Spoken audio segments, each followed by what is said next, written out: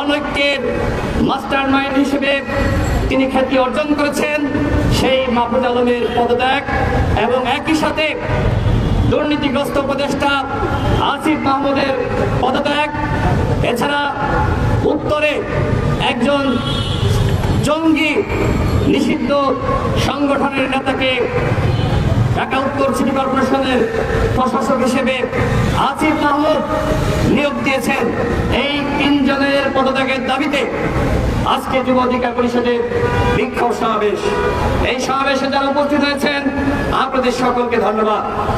সংগ্রামী উপস্থিতি, আমরা শুরু থেকেই বলে আসছি কোনোভাবেই এই সরকার অনিশ্চিতকাল ক্ষমতায় থাকতে পারবে না। সরকারকে একটি রোডম্যাপ প্রকাশ করতে হবে, কিন্তু সরকার এখনো পর্যন্ত কোনো রোডম্যাপ প্রকাশ করে নাই। সরকার কি করতে চায়, সরকারের পরিকল্পনা কি আপনারা কেউ জানেন? জানেন? একটু জলে বলেন না জানেন।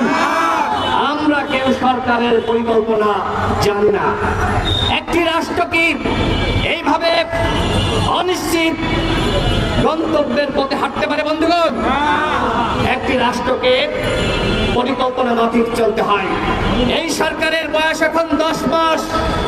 10 মাসেও তারা এখন পর্যন্ত গণহত্যার বিচারটা শুরু করতে পারে না। 10 মাসেও রাষ্ট্র সংস্কার শুরু করতে পারে নাই। আজকে একজন উপদেষ্টা সৈয়দা রিজওয়ানা হাসান তিনি বলেছেন শুধুমাত্র নির্বাচন করার জন্য আমরা চেয়ারে বসি নাই। আমার প্রশ্ন হলো, তাহলে কি চেয়ারে বসেছেন ওই নসরুল হামিদ বিপুর লুটপাটের সম্পদ পাহারা দেওয়ার জন্য?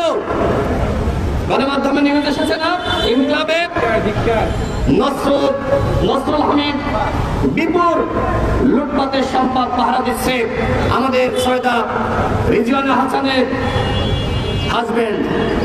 আমার বক্তব্য না, গণমাধ্যমে এসেছে এই যে উপদেষ্টার স্বামীরা আজকে আওয়ামী লীগের লুটেরা বিপুদের লুটপাটের সম্পদ পাহারা দিচ্ছে। এরই নাম কি রাষ্ট্র সংস্কার? আব্দুল হামিদ তিনি দেশ ছেড়েছেন, এইটার নাম কি রাষ্ট্র সংস্কার? ওবায়দুল কাদের 3.5 মাস বাংলাদেশে থাকার পরে নিরাপদে দেশ ছেড়েছে, এইটার নাম কি রাষ্ট্র সংস্কার? শেখ পরিবারের একজনকে এখনো পর্যন্ত গ্রেপ্তার করা হয়নি, এইটার নাম কি রাষ্ট্র সংস্কার? শেখ হাসিনাকে ভারত থেকে কবে কখন ফিরে আনা হবে আমরা সেইটার কোনো বন্দোবস্ত লক্ষ্য করছি না। এইটার নাম কি গণহত্যার বিচার? একটি ট্রাইব্যুনালের মাধ্যমে আপনারা পুতু করে বিচার করছেন। আমরা বলেছিলাম 10টা ট্রাইব্যুনাল গঠন করেন। যদি একটার মাধ্যমে বিচার করতে 10 বছর লাগে, তাহলে 10টার করলে বিচার করতে 1 বছর লাগবে। আমাদের কথা শোনেন নাই, পুতু করে বিচার করছেন। আর এখন বলছেন রাষ্ট্র সংস্কার গণহত্যার আগে কোন নির্বাচন নয়। আমরাও তো বলি নাই রাষ্ট্র সংস্কার ছাড়াই নির্বাচন দিয়ে দেন। আমরাও তো বলি নাই গণহত্যার বিচার ছাড়া নির্বাচন দিয়ে দেন। কিন্তু 10 মাসে কি করেছেন তার জবাব দিতে দেন। আপনারা 10 মাসে কি করেছেন? আর যখন আমরা হিসাব চাই, জবাব দিতে চাই, তখন বলা হচ্ছে আমাদেরকে চাপ দেওয়া হচ্ছে। ডক্টর মোহাম্মদ ইউনূস স্যার এই বাংলাদেশের একজন নাগরিক বলে নাই আপনাকে পদত্যাগ করতে হবে। কেউ বলেছে